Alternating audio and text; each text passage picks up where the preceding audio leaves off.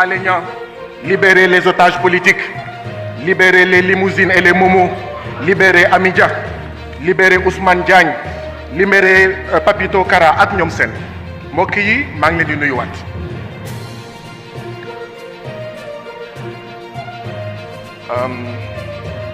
Président Macky Sall bi ñuy wax ne ak yéenewam ak mbaaxaay yéenewam ci atum 2023 mooy jox béykat yi 10 000 semoirs ci 15 000 villages du sax benn semoir par village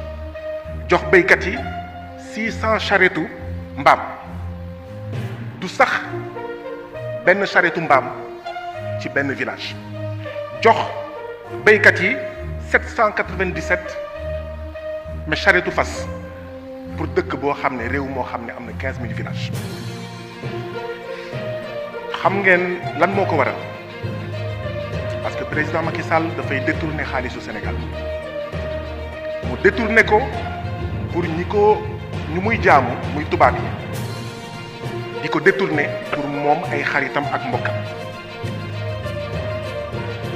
Monsieur le ministre des Finances sa xarit ki la jiitu ci ministère dafa def exonération fiscale ku ñuy woowee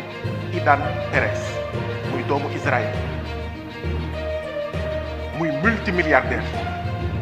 budget bi ñu nar a voté ñu ne béykat day fay l'impôt day fay taxe ouvrier day fay l'impôt fay taxe te ñu ay néew di doole kii nga xam ne multimilliardaire la mu ne moo lank du fay TVA président Macky Sall wax Daouda Diallo ne ko defal ko exonération fiscale te lii benn misaal dong la tubaab yu bëri ñu ngi Sénégal nit yu ñuul yu bëri ñu ngi Sénégal ndaxte dañuy jàppale président Macky Sall ñu def leen exonération fiscale loolu du dëgg du yoon. Monsieur le ministre est-ce que mun nga ma wax exonération fiscale bii may wax ni mu toll ak ndax yow bi nga remplacer Abdoulaye Daouda Diallo da nga ko dindi wala da nga ko continuer xeet yu mel nii moo tax ay communes yu bëri ci Sénégal yu mel ni Boutoupa Camaracounda 24 villages 0 électricité ay communes yu mel ni Niassia 25 villages 2 électricité ay communes yu mel ni Enampor 19 villages 2 électricité département lëm bu mel ni Médina Yoro Foulah même pas 1 millimètre de goudron ay communes yu mel ni Ndindi xaw ma Meywaan ak ñeneen 0 mètre 0 millimètre de goudron lii la ñu wax ne fekk jeexu fi budget yi budget dóorkat la budget tappalekat la du budget yërmande ci askan wi budget boo xam ne ñu ne am na 500 millions yi ñu jox premier ministre pour aide et secours fekk gouvernement bi am na action sociale am na solidarité mais loolu dóor la 500 millions dóor la te 500 millions yooyu mooy ñu yokkal agent de sécurité de proximité yi ASP ku ci nekk fukki junni ci sa payoor fekk jamono jooju ay auxiliaires de police bu ñuy nelaw ñoom ñoo tax ñu ngi leen di fay 90 000 lii la ñu wax ne moo war a jeex ci Sénégal ma ne du ma voté budget boo xam ne budget tappale la dañuy jël ay militants jox leen HCCT jox leen xawma mais conseil économique social et environnemental budget bii budget bàkkaar la budget musiba la budget copain la budget coquin la alors monsieur le ministre yaa ngi def ay exonération fiscale ku ci mel ni Idan Perez ak ñeneen jamono jooju Sénégal mu ngi fay bés bu nekk 4,7 milliards ci bor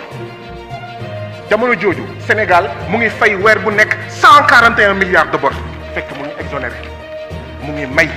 ba pare naan béykat sàmmkat néew di doole ouvrier fay leen l'impôt loolu du dëgg du yoon du dëgg du yoon fi may daanelee nag mooy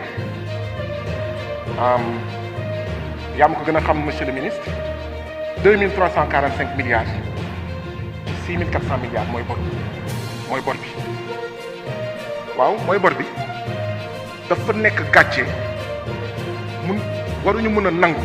ñuy dem di lebi ay bor fekk ñuy def ay cadeaux fiscaux fekk ñuy jot ay exonération fiscale ay tubaab ak ay nit yu ñuul yoo xam ne ñoo gën a am xaalis foofu téeméeri junni yoon béykat sàmmkat ak ñoom seen lii daal laa amoon li may wax di wax sama mbokk assemblée nationale yi on va voter mais xaalis bi ñuy voter assemblée nationale c'est pas pour jox Total ak Shell jërë ngeen jëf. Merci chers collègues, donnons la